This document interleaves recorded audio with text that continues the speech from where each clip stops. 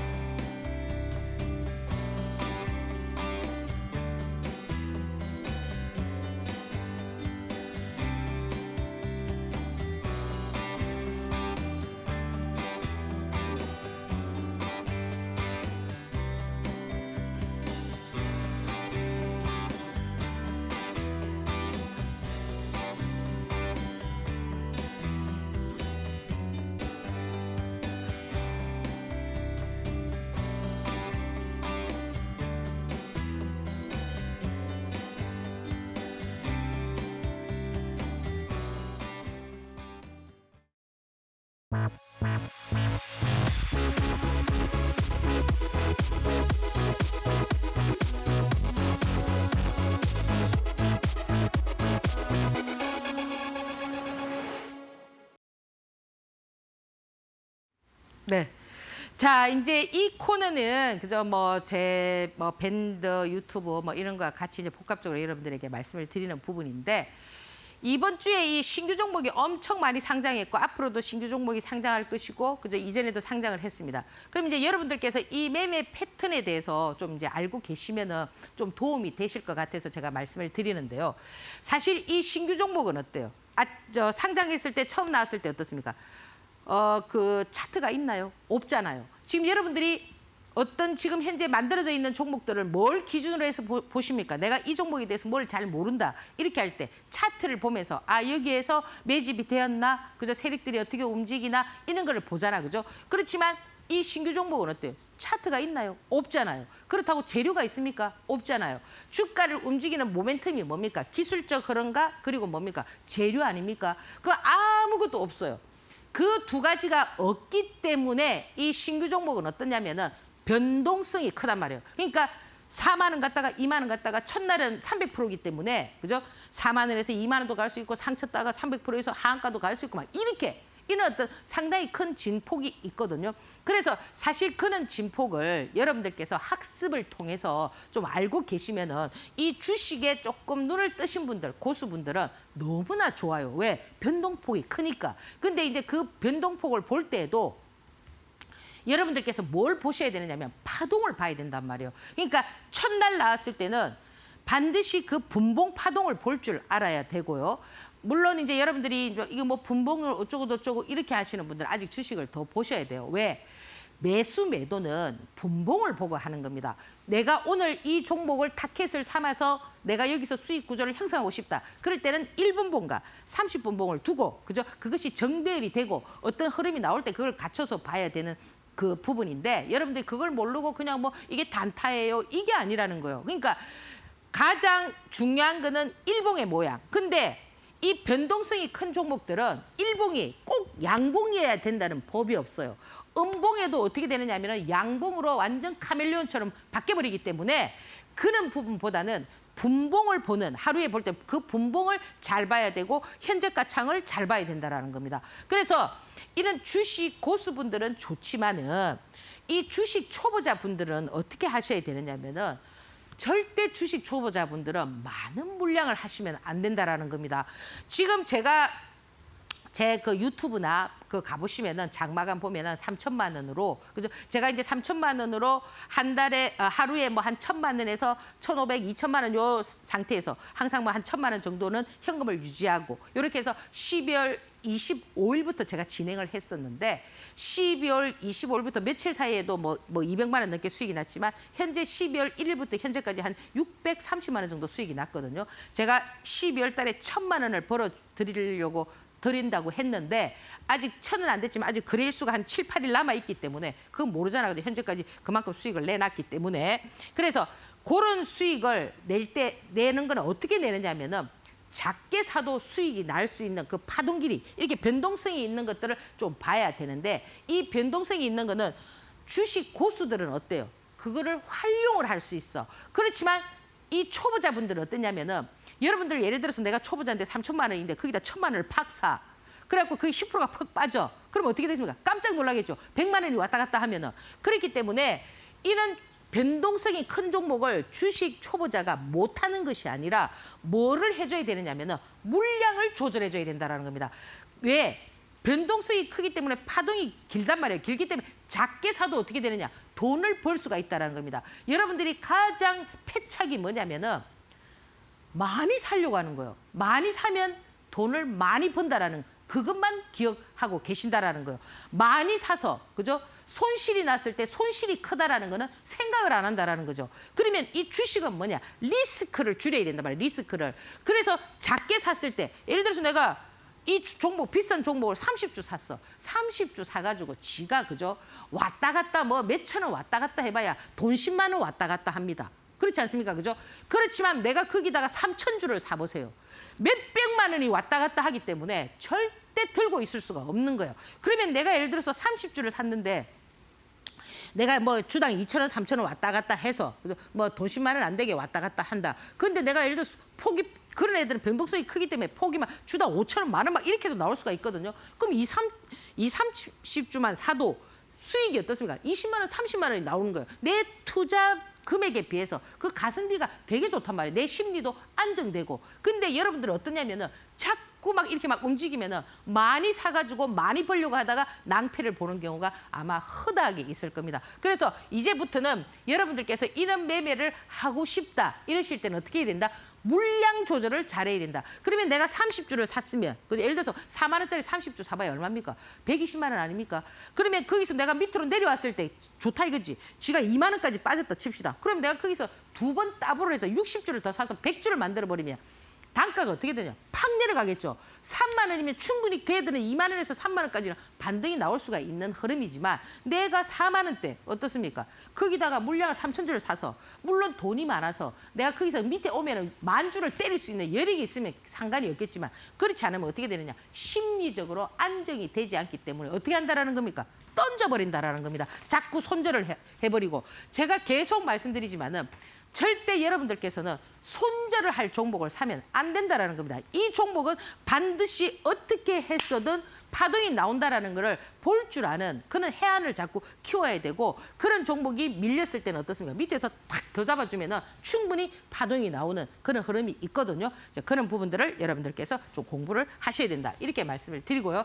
그래서 이 지금 보면은 대표적으로 이 나라 스페이스 테크놀로지는 지금 스페이스 X사와 관련해서 뭐 인공위성 뭐 이런 관련한 이런 얘기들이 나오고 있잖아요. 얘가 마찬가지입니다. 얘가 지금 49,000원이었는데 하루 종일 45,000원에서 지지하다가 어떻게 했습니까?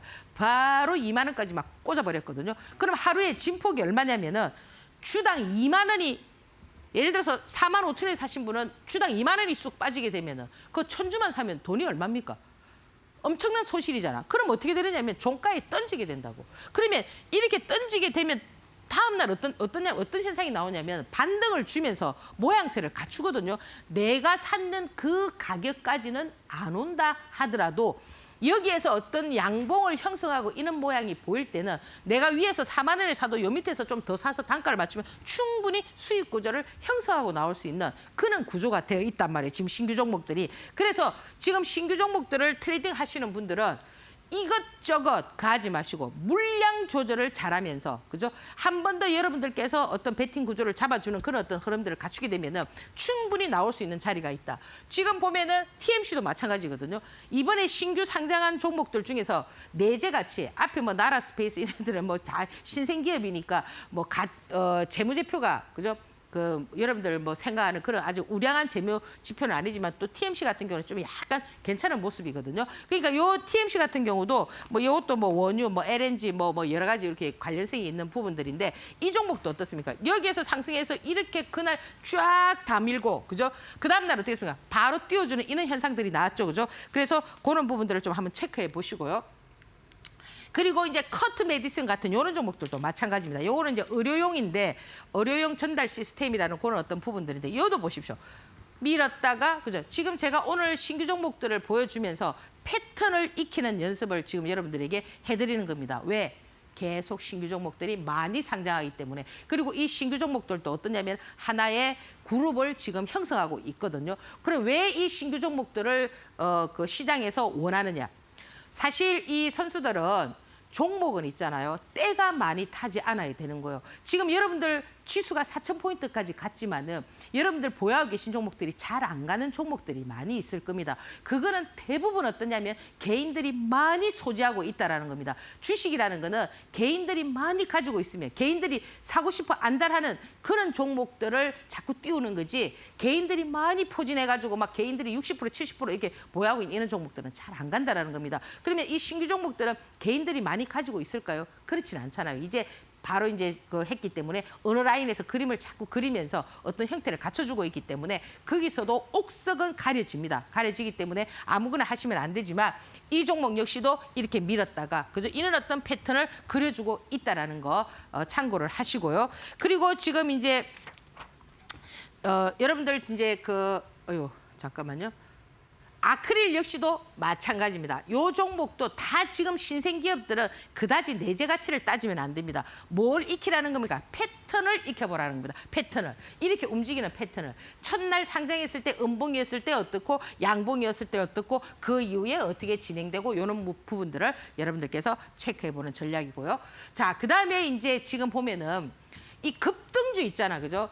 이 급등주는 여러분들 보통 보면은 이제 주가가 많이 상승한 종목들 있잖아요. 그죠? 그런 종목들 막 추천하잖아요. 막 이렇게 빠졌을 때. 그게 뭐냐면 이 급등주들은 항상 뭐가 있냐면 뒤풀이 파동이 있다는 거예요. 뒤풀이. 그러니까 죽더라도 그냥 죽는 것이 아니고 이제 예를 들어 주가를 쫙 상한가를 9방, 10방 이렇게 쳐가지고 그죠? 그러면 이분들도 계산이 있을 거 아닙니까? 그죠?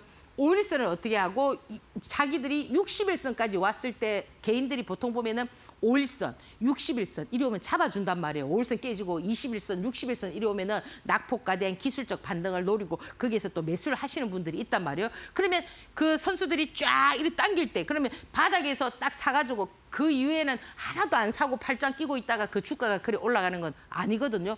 곳곳에서 사니까 그들도 어떻게 되겠습니까? 평단가가 이렇게 높아진단 말이에요. 밑에서 샀는 물론 밑에서 많이 샀기 때문에 평단가가 많이 높아지진 않지만 항상 기준은 얼마냐면 제가 봤을 때 60일선까지의 어떤 평단가를 딱 맞춘단 말이에요. 왜? 그 60일선 라인에서는 개인들이 좀 막 잡아주거든요. 20일선 깨지고 60일선 깨지면 여기서는 반등하겠지. 20일선에서 반등하겠지. 그죠? 그런 부분들. 그래서 대표적으로 보면은 지금 이 동양 고속하고 천일 고속은 고속터미널 그죠? 재개발 관련해서 상당히 상승을 많이 했습니다.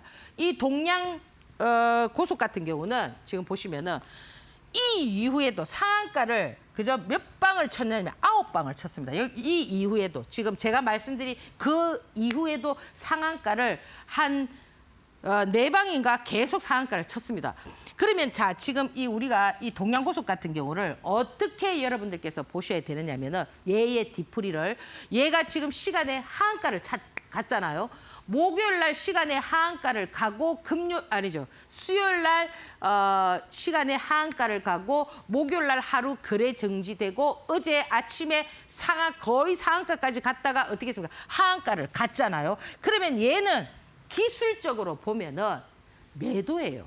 아시겠습니까? 그러니까 급등하는 종목이 대량 거래에 그죠? 이렇게 긴 짱대 음봉 이렇게 되면은 이거는 매도입니다. 매도인데 여기에서 이 매도가 이럴 때도 지금 보면 개인들이 하한가라고 많이 지금 잡아줬잖아요. 그죠? 물론 또 시간에 또 뭡니까? 조금 상승을 시키는 이런 모습들이 나왔지만은 얘는 여러분들이 뒤풀이 파동을 어디에서 보셔야 되느냐면은 21선이나 60일선에서 그죠?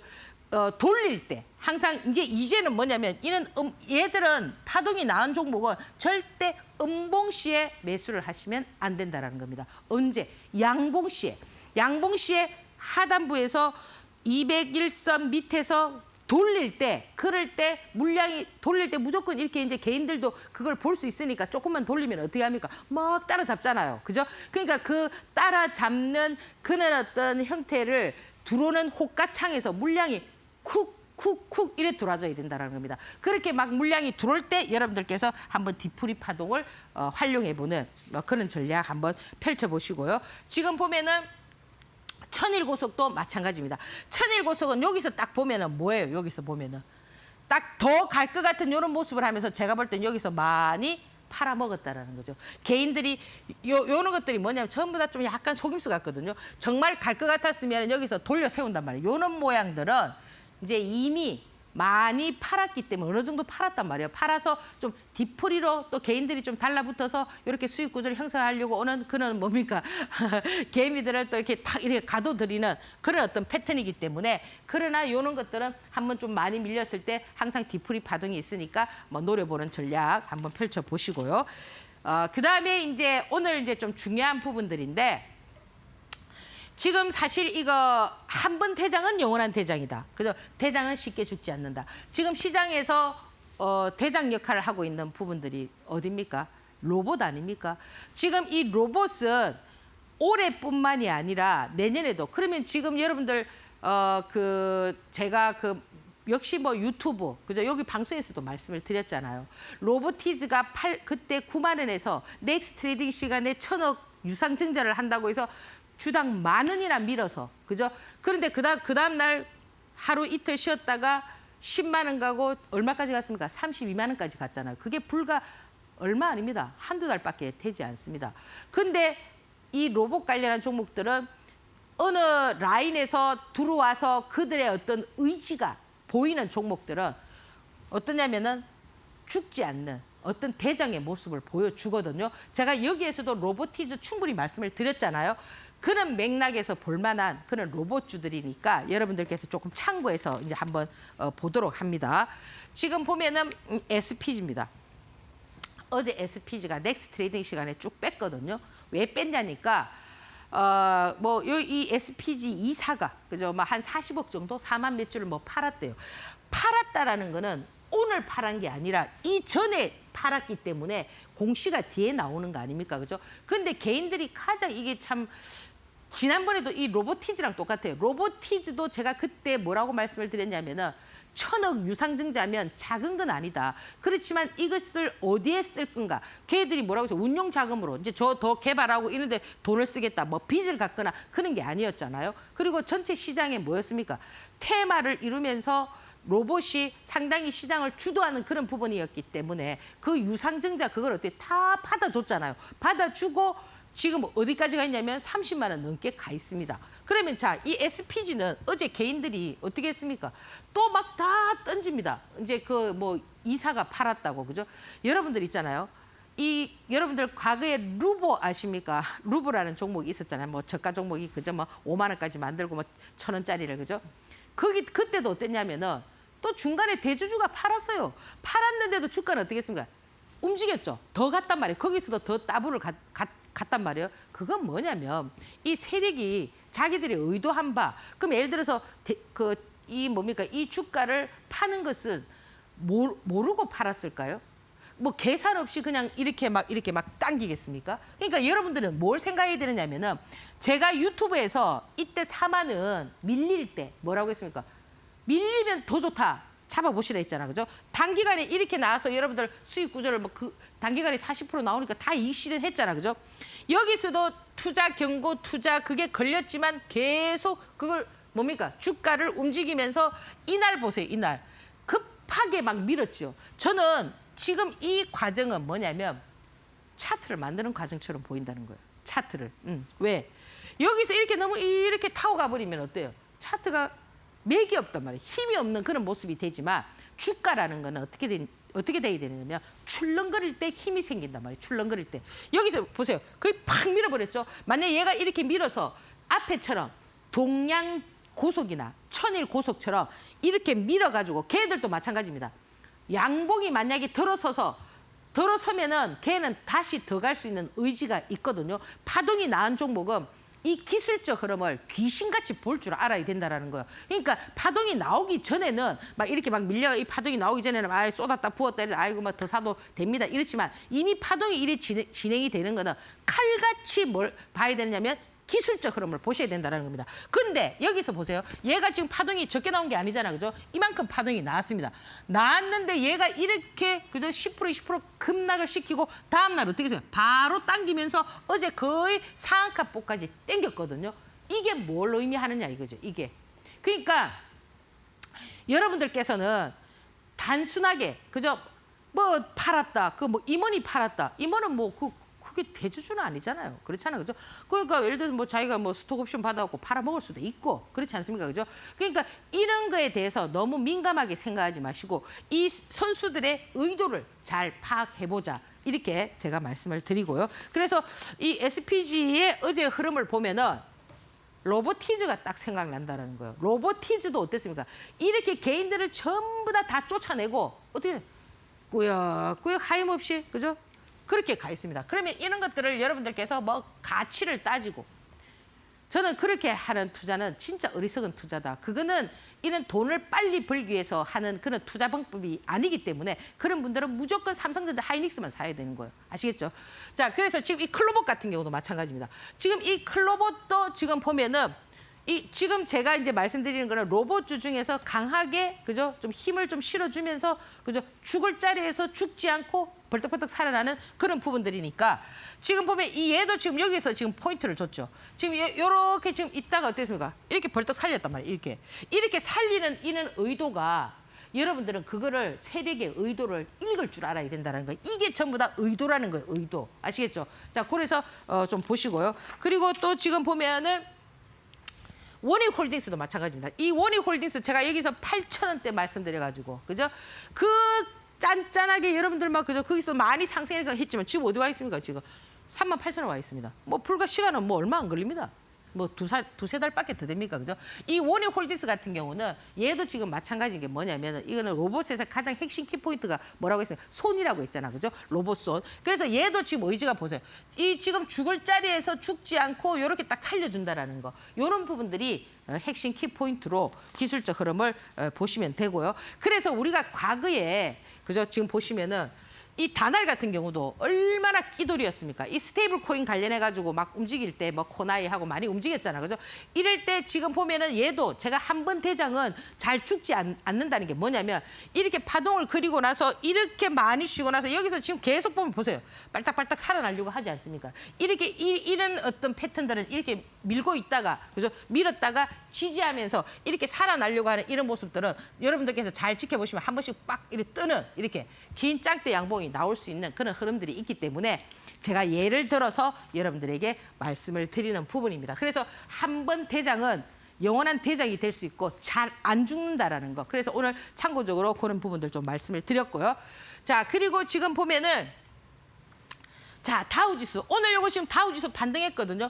제가 그랬잖아. 사이클대로 움직인다고. 뭐 주가가 밀린다고 막 난리를 쳐요. 또 내일 또 반등해서 올려놨어요.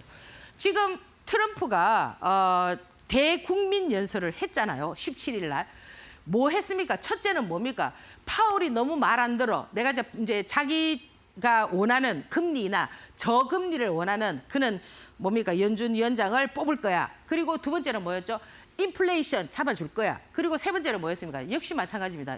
지금 지지율이 많이 떨어지고 있고 이러다 보니까 145만 명이나 되는 그 취급 군인들에게 크리스마스 전날 우리나라 돈으로 260만 원씩 주겠다. 이런 어떤 그 대국민 연설을 했습니다. 그러면 지금 트럼프가 그죠? 이제 지지율이 떨어지면서 이렇게 했던 행동들이 다 뭐냐면은 다 중국을 겨냥하다가 보니까 이렇게 됐지 않습니까? 그죠? 사실 이 중국도 지금 경제가 활활 타는 건 아니에요. 지금 벌써 이 중국의 경제는 뭐로서 움직이는 겁니까? 부동산 아니었습니까? 그래서 근데 그 부동산이 직격탄을 언제 맞았습니까? 2021년도에 흥다가 그죠? 첫 번째 맞았잖아. 그죠? 흥다가 망한 이유가 뭐냐면 모든 것은 다 수요와 공급인데 이 흥다가 꿈꾼 게 뭐냐면 그 아파트를 다 지었으면은 30억 인구가 살 수 있는 그만큼의 그 건물을 지으려고 했던 거예요. 그러니까 망할 수밖에 없죠. 그리고 23년도에 또 컨트리 가든도 지금 파산했지요. 지금 이제 25년입니다. 지금 또 왕크도 지금 파산 위기에 있고 그러다 보니까 중국 경제도 좋지가 않아요. 그런데 지금 트럼프는 무엇을 꿈꾸고 자꾸 이게 지금 중국을 공략하느냐면은 사실 그동안에는 이 미국이라는 나라가 패권 국가에 대해서는 의심할 수가 없었죠. 언제부터? 1990년 이후 소련이 망하는 그 이후부터는 자기들이 마음 놓고 패권 국가였는데 지금 바짝 이제 중국이 따라오다 보니까 모든 것이 지금 보면은 중국을 겨냥한 정책이라는 거예요. 하다못해 우크라이나, 러시아 이 정책마저도 뭐냐면은 중국을 겨냥하는 거예요. 왜? 푸틴에게 유리한 그걸 주지 않습니까? 그렇지 않습니까? 왜 그래 기자들이 물었잖아요. 왜 자꾸 푸틴에게 유리한 그거를 주느냐 이랬을 때 트럼프가 얘기했잖아요. 적은 분열시켜야 된다. 푸틴도 그저 사실 이 국제사회에서 뭐 전쟁을 많이 일으키니까 좋은 인물은 아니잖아. 그죠? 그보다 더 좋지 않은 인물이 중국 시진핑이다. 그러니까 걔들 둘이가 맞장구 치면 안 되니까 걔들을 분리시키기 위해서 어떻게 한다는 겁니까? 푸틴에게 유리한 그런 어떤 조건을 제시하면서 뭐 자기 뭡니까? 소나기로 이제 집어넣으려고 하는 거죠. 그래서 사실 이 전 세계가 양분화되어 있습니다. 이제 서로 이제 패권이 누구냐? 이제 이 국제사회에서 어떤 관계에 따라서 어느 쪽은 미국으로, 어느 쪽은 뭐 중국으로 이렇게 하는데 이 중국과 미국의 어떤 국제 관계가 어떤 식으로 움직이고 있느냐면은 미국은 모든 이 국제 관계를 프렌드, 친구로 대한단 말이에요. 친구. 너랑 나랑 친구야. 이 동등한 관계를 한다는 거죠. 그렇지만 중국 같은 경우는 어때요? 형제 관계로 맺잖아, 그죠? 우리가 언뜻 들어보면 어때요? 형제, 야, 친구보다는 형제가 더 좋지 않아? 이렇게 생각할 수가 있겠지만은 형제라는 거는 뭐예요? 형이 있고 동생이 있으니까 누가 주종 관계가 이루어진단 말이에요. 그래서 지금 이 국제사회에서 주종 관계를 원하는 나라는 중국을 선호하고 그렇지 않습니까? 그죠? 친구 관계를 원하는 나라는 미국을 선호하고 이게 팽팽히 맞서고 있단 말이지. 지금. 그러다 보니까 이제 트럼프가 좀 예민한 뭐 그런 부분들인데 여튼 하여튼 이런 부분들은 좀 시간이 지나면서 조금씩 그죠? 뭐 해소가 되지 않겠나 이렇게 봅니다. 그래서 이 대만까지도 지금 이게 맞물려 있기 때문에 상당히 이 국제 사회를 여러분들께서 좀 평가하는 부분들을 좀 신경을 써야 된다. 왜? 그런 부분들이 전부 다 어디에? 주가에 반영되기 때문이다. 이렇게 말씀을 드리고요. 나스닥 역시 반등을 했습니다. 자, 그러면 우리 이 코스피 시장 같은 경우는 뭐냐면은 여러분들 있잖아요. 우리 시장, 제가 오늘 말씀드렸습니다. 굉장히 독자적으로 흘러가고 있다. 그죠? 이른바 재행이 무상하다. 이 세상에는 변하지 않는 게 없습니다. 지금 보통 우리가 이제 이 천편일률적으로 뭐랍니까? 금요일 되면 주식을 팔아야 돼요. 뭐 주말이 되면 어떤 악재가 나올지 모르기 때문에 뭐 블랙 먼데이가 돼요. 뭐 이런 거. 이제 이런 거는 여러분들 이제 벗어나야 된다라는 겁니다. 그러니까 너무 이 고정관념 있잖아요. 뭐가 이렇게 되니까 안 돼. 환율이 이렇게 되니까 안 돼. 우리 지금 환율 1470원 붙잡으려고 엄청 노력하고 있죠. 그래서 지금 보면은 뭐 이제 서학개미들, 사실 이 서학개미들이 올해 한 해에만 투자한 그 미국 시장에 달러로 바꿔간 돈만 하더라도 거의 160조 가량 됩니다. 그 작은 돈은 아닙니다. 그래서 이제 이 정부에서 어떻게 하고 있습니까? 이제 서학개미들이 더 이상 이제 달러를 바꿔가지고 이제 못하게끔 하는 그런 어떤 제도를 뭐 만들까 뭐 이렇게 막 하고 있잖아, 그죠? 그래서 이 제도라는 거는 이게 누군가에게 조금 뭡니까 불리하게 이렇게 움직이거나 이럴 때는 어떻게 되겠습니까? 좀 공포스러울 수도 있거든요. 그래서 지금 정부에서는 여튼 하여튼 이 주가를 부양시키기 위한 이런 어떤 정책들을 많이 쓰려고 하고 있다. 그래서 여러분들께서 그런 부분을 참고하시고 이 주식 투자를 하실 때 보통 뭡니까? 주식 투자를 하실 때 와, 내가 이거 실패하면 어떻게 해? 뭐 안 되면 어떻게 해? 이런 여러분들이 고민을 많이 하시잖아요. 실패가 없으면 어떻게 되겠습니까? 만약에 우리가 뭐 어떤 일을 하는 데 있어서 나는 한 번도 실패 안 해. 누구도 실패 안 해. 그럼 어떻게 되겠습니까? 이 우주를 전부 다 통째로 다 자기 것이 될 수도 있잖아요. 실패라는 것은 누구에게나 다 있을 수가 있습니다. 그렇기 때문에 여러분들이 이것을 어떻게 내가 잘 헤쳐나가서 완성도를 어떻게 그리느냐에 따라 달려있지 절대 이 뭡니까 되고 안 되고에 대해서는 너무 그렇게 여러분들께서 예민해 하실 필요는 없다. 이렇게 말씀을 드리고요. 자, 그래서 지난주에도 제가 이제 여러분들에게 말씀드렸던 종목들이 뭐 그나마 좀 잘 이제 움직였는데 이번 주에 이제 여러분들께서 보실 만한 종목들 좀 제가 말씀을 드리려고 하는데요. 이 코스닥 부양 정책도 지금 보면 정부에서 상당히 신경을 많이 쓰고 있다라는 거 참고하시고요. 그래서 첫 번째는 이 나노팀입니다. 이 나노팀은 뭐예요? 스페이스 X사, 그죠? 지금 스페이스 X사 관련한 종목들이 많습니다. 제가 아까도 말씀드렸지만 세아베스트 지주를 필두로 해서 미래에셋 벤처 투자, 요것도 지금 정배열이 되어 있거든요. 이건 제가 밴드에서 그날 아침에 어제 딱 올려드렸는데 바로 상한가를 갔습니다. 그래서 사실 제가 밴드 유튜브 제가 계속 말씀드리고 있는데 그거를 갖다가 예를 들어 여러분들이 내가 가장 어리석은 건 뭐냐면 제가 이렇게 얘기하잖아요. 그럼 당장 제가 내일 또 뭐 상한가 가는 종목을 주는 줄 알고 막 들어와. 그랬다가 안 줘. 그럼 어때? 또 나가. 그건 너무 어리석다는 거죠. 예.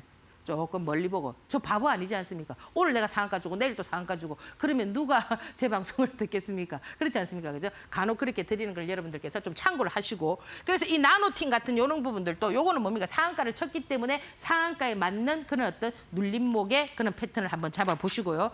그다음에 지금 보면은 미래에셋 벤처 투자 똑같습니다. 지금 제가 오늘 가져왔던 종목들이 대부분 보면은 뭐냐면은 스페이스 X사 관련해서 내년에 이제 뭐 상장하니 어쩌니 그죠? 지금 테슬라도 아주 잘 나가고 있고 그래서 이 미래에셋 벤처 투자도 조금 여러분들께서 눈여겨봐야 된다. 전부 다 그죠? 앞이 뚫려 있는 신고가를 만드는 이런 부분들이기 때문에 참고를 하시고요. 그리고 이제 일진 파워 그죠? 요 종목 같은 경우도 지금 보면은 그림이 어떻습니까? 상당히 예쁘게 좀 만들어져 있죠, 그죠? 그래서 한번 좀 참고해 보시고 그리고 이제 마지막으로 ENCL 같은 경우도 요것도 지금 보면은 좀 차트가 구성이 조금 예쁘게 되어 있습니다. 자, 오늘 제가 여러분들에게 뭐 좀 도움 되실 만한 부분들을 좀 말씀을 드렸는데 뭐 여러분들께서는 어떤지 모르겠습니다. 근데 제가 이제 오늘 드리고 싶은 얘기는 뭐냐면 여러분들은 이 기회라는 거를 딱 오늘만 생각하지 말라는 거예요. 기회라는 거는 늘 있다라는 겁니다. 그래서 제 유튜브 좀 많이 보시고 저와 함께 하면은 반드시 천억 자산가가 될 수가 있습니다. 자, 오늘 강의 여기서 마무리하고요. 다음 주에 뵙겠습니다. 감사합니다.